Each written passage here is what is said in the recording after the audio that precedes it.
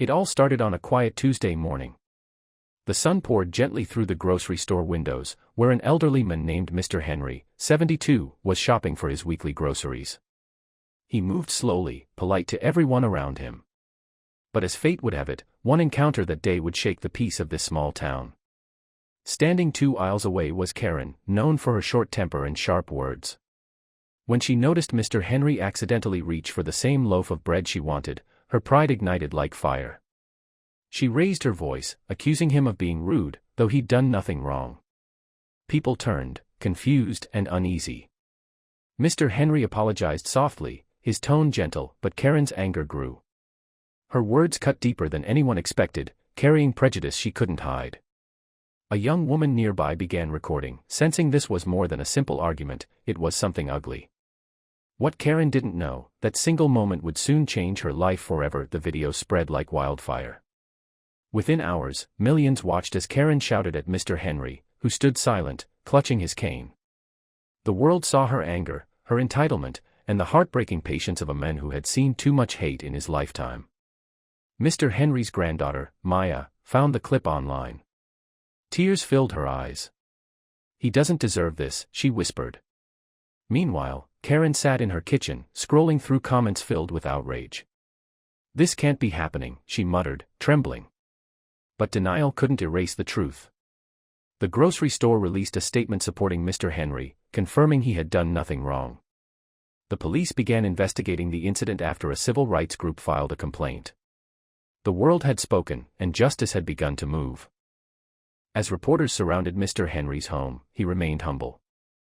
"I don't hate her," he said softly. "I just hope she learns something from this." His calmness struck the public even more deeply than Karen's rage. Across town, Karen's world crumbled.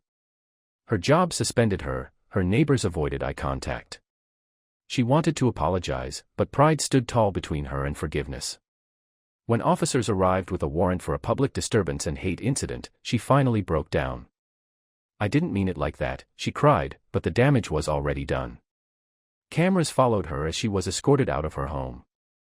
The internet exploded again, this time, justice was visible. Yet, beneath the noise, something unexpected was about to unfold. At the courthouse, Karen sat trembling beside her lawyer. The judge read the charges: verbal assault, racial harassment, public disturbance. Mr. Henry was there too, quiet but strong, wearing his old brown coat and holding his cane.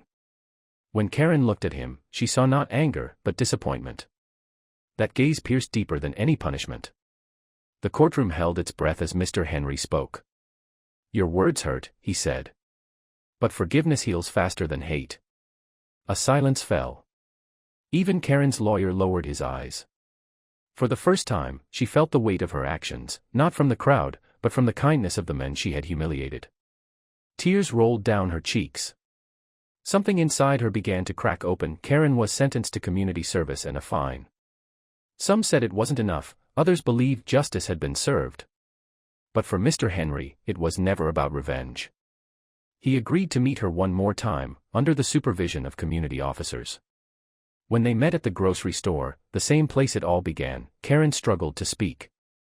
"I'm sorry," she whispered. "I was wrong." Mr. Henry nodded. "Change starts when we admit that," he replied gently. The two stood in silence, surrounded by the hum of life continuing as usual. A photographer captured that moment, two people, once divided by hate, now standing in quiet understanding.